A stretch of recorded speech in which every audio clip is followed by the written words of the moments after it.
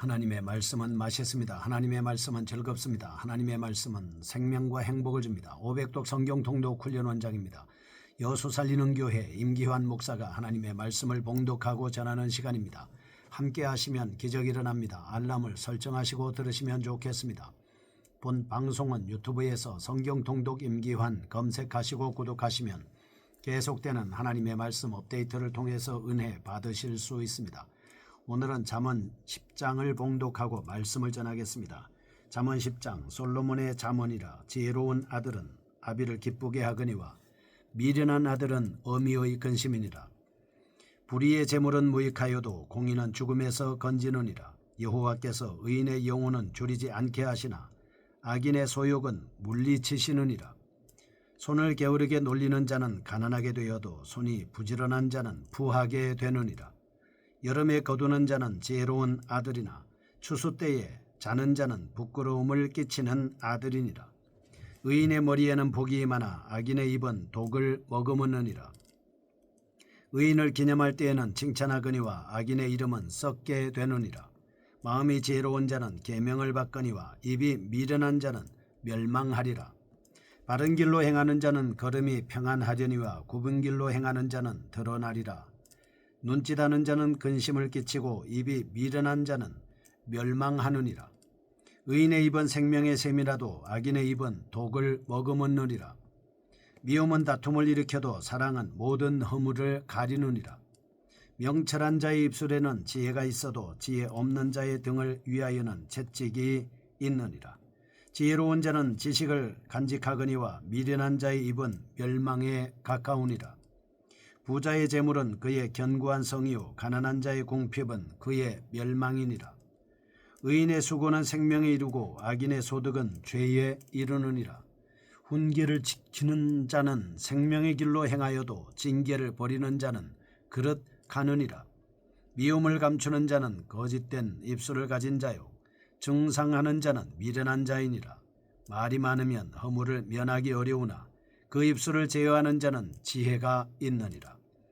의인의 혀는 수는과 같으니와 악인의 마음은 가치가 적으니라. 의인의 입술은 여러 사람을 교육하나 미련한 자는 지식이 없어 죽느니라. 여호와께서 주시는 복은 사람을 부하게 하고 근심을 겸하여 주지 아니하시느니라. 미련한 자는 행악으로 낙을 삼는 것 같이 명철한 자는 지혜로 낙을 삼느니라. 악인에게는 그의 두려워하는 것이 임하거니와 의인은 그 원하는 것이 이루어지느니라. 해오리 바람이 지나가면 악인은 없어져도 의인은 영원한 기초 같으니라. 게으른 자는 그 부리는 사람에게 마치 이의 식초 같고 눈의 연기 같으니라. 여호와를 경외하면 장수하느니라. 그러나 악인의 수명은 짧아지느니라. 의인의 소망은 즐거움을 이루어도 악인의 소망은 끊어지느니라. 여호와의 도가 정직한 자에게는 산성이요 행악한 자에게는 멸망이니라. 의인은 영영이 이동되지 아니하여도 악인은 땅에 거하지 못하게 되느니라. 의인의 입은 지혜를 내어도 패역한 애는 배임을 당할 것이니라. 의인의 입술은 기쁘게 할 것을 알거늘 악인의 입은 패역을 말하느니라. 아멘. 잠언 10장은 의인과 악인의 근본적인 차이점에 대해서 말씀하고 있습니다. 지혜를 인격화했습니다. 그 중요성을 강조하고 있는 앞부분과는 달리 10장은 대칭적인 구조에 의거하여 의인과 악인의 삶을 대조하고 있습니다. 1장에서 9장은 주로 이 지혜의 일반적인 원칙이나 결과들이 비교적 긴 설화의 형식으로 서술되어 있습니다. 그러나 10장 1절에서 22장 16절까지 말씀은 비교적 짧은 격언들을 통해 지혜와 미련함이 첨예하게 대립하고 있습니다. 이러한 새로운 표현 방식은 본장에서부터 나오는 내용들을 어떻게 해석할 것인가에 대한 해석적인 지침을 제공해 주고 있습니다. 의인과 악인에 대한 삶의 특성을 비교함으로써 독자들로 하여금 좀 더 의로운 생활을 할 수 있도록 유도하고 있는 것입니다. 이렇게 새로운 방식으로 의인과 악인을 대조하고 있는 10장은 개인적인 범주에 속한 전통적인 지혜를 묘사하고 있는 1절, 4절, 5절, 8절, 13절에서 15절, 19절 26절과 반사회적인 모습들과 그 결과들을 기술하고 있는 10절에서 12절, 17절, 18절, 21절, 23절 하나님에 대한 신앙으로부터 나오는 도덕적인 진리를 설명하고 있는 2절, 3절, 6절, 7절, 9절, 16절, 20절, 22절, 24절, 25절, 27절에서 32절 등으로 구성되어 있습니다. 한편 솔로몬은 10장에서 새로운 표현 방식을 통해서 다양하게 지혜를 묘사하고 있습니다.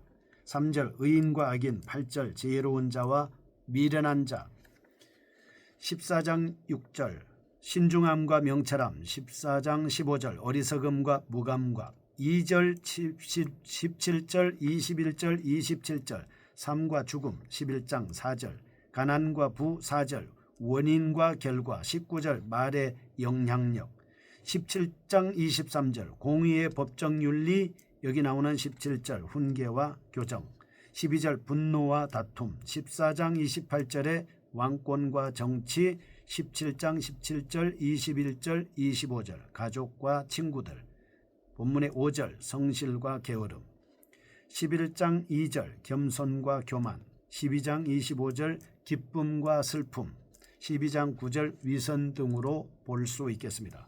본장의 주된 내용을 살펴보겠습니다. 첫째, 의인과 악인의 삶에 대한 자세. 1절, 2절, 4절에서 11절, 16절, 17절, 23절, 24절, 27절, 28절은 거기에 합당한 삶의 열매들을 말씀하고 있습니다. 기자는 대조적인 표현 방식을 통해서 하나님의 참된 지혜를 소개하고 있습니다. 이러한 기자의 의도는 의인과 악인의 구체적인 삶의 특성을 비교함으로써 매우 두드러지게 나타나고 있습니다. 1절 의인의 지혜로움은 아비를 기쁘게 하고 악인의 미련함은 어미의 근심이다. 3절 의인은 하나님께서 줄이지 않게 하시고 악인은 하나님께서 그의 소욕을 물리치신다. 4절 의인은 부지런하여 부하게 되고 악인은 게으름으로 인하여 가난하게 된다. 9절 의인은 바른 길로 행하여 걸음이 평안하고 악인은 굽은 길로 행하여 드러난다. 11절 의인의 입은 생명이나 악인의 입은 독을 머금는다. 13절 의인은 명철하여 지혜가 있으나 악인은 지혜가 없으므로 채찍을 맞는다. 16절 의인의 수고는 생명에 이르고 악인의 소득은 죄에 이른다. 17절 의인은 훈계를 지켜 생명길로 행하나 악인은 징계를 버림으로 그릇 행한다. 19절 의인은 입술을 제어하는 혀가 지혜가 있으나 악인은 말이 많음으로 허물을 면키 어렵다. 23절 의인은 명철하여 지혜로 낙을 삼으나 악인은 미련함으로 행악으로 낙을 삼는다. 28절 의인은 즐거움을 이루는 소망이 있으나 악인은 소망이 끊어진다. 31절 의인은 그 입술로 지혜를 내나 악인은 혀가 배임을 당한다 말씀하고 있습니다. 둘째입니다. 3절 22절 28절 29절에 보면 의인과 악인의 모든 삶은 하나님께서 평가하십니다. 의인과 악인의 삶에 대한 정당한 평가는 인간에 의해서 비롯되는 것이 아닙니다. 하나님에 의해서 되는 것입니다. 뿐만 아니라 의인의 삶은 하나님이 돌보십니다. 그의 섭리 가운데서 진행되는 것입니다. 셋째, 의인과 악인의 삶은 1절, 5절, 10절, 12절, 18절, 19절, 21절, 26절, 32절에서 자신이 속해 있는 공동체의 삶 속에서 극명하게 나타나고 있습니다. 기자는 이러한 내용에 대해서 계속적으로 반복해서 설명하고 있습니다. 사실 하나님과의 관계와 이웃에 대한 자세는 매우 밀접하게 관련되어 있습니다. 하나님에 대한 태도는 본질적으로 영적입니다.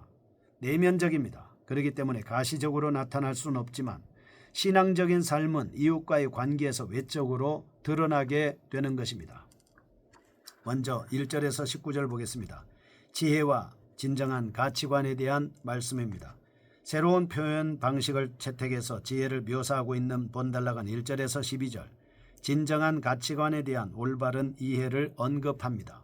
13절에서 19절 그 진정한 가치관이 지혜와 밀접하게 관련되어 있다는 사실을 보여주고 있습니다.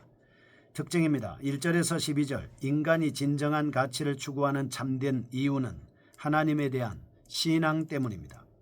이러한 사실은 본달락의 사상적인 특성을 통해서 발견할 수 있습니다. 특히 3절 전후 문맥을 포괄하는 중요한 단서로서 여호와께서 의인을 견고하게 보호하심을 확인하고 있습니다. 1절 기자가 말하는 아들이 아비에게 기쁨을 주는 것. 2절 의를 추구하는 것. 4절과 5절 성실하게 사는 것.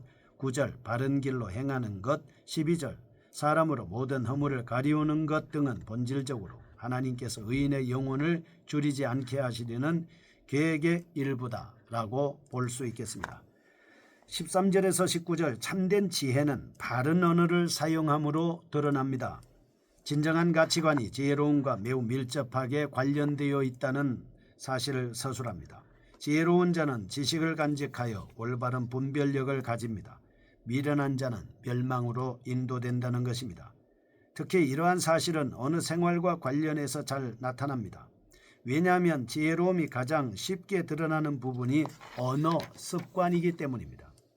둘째 20에서 32절입니다. 하나님의 주권과 지혜에 대한 말씀입니다. 진정한 가치관과 지혜의 밀접한 관련성을 집중적으로 설명하고 있는 내용입니다. 20에서 28절 하나님의 주권과 지혜의 관련성을 서술하고 있습니다. 29절에서 32절 하나님의 공의의 지혜의 관련성을 서술합니다. 첫째 20에서 28절입니다. 인간의 생사 화복은 하나님의 주권에 의해서 결정됩니다. 인간의 운명이 하나님의 주권에 대한 인정 여부에 의해 결정된다는 점을 부각시키고 있습니다.